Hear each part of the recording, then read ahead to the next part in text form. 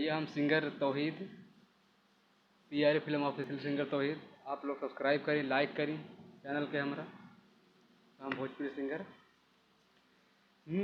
दोसरा के नाम के मेहंदी रचा के भइलो चीज पराई, प्रीतिया हुरी के तना सताई, थम ना पाई आँख के आंसू, चुपके रोअबू, कागज पर से नाम मिटेबू, दिल के कैसे धोअबू, जी ना पैबू तू गोरी, बतिया साँच छिपाई, प्रीतिया हुरी के तना सताई।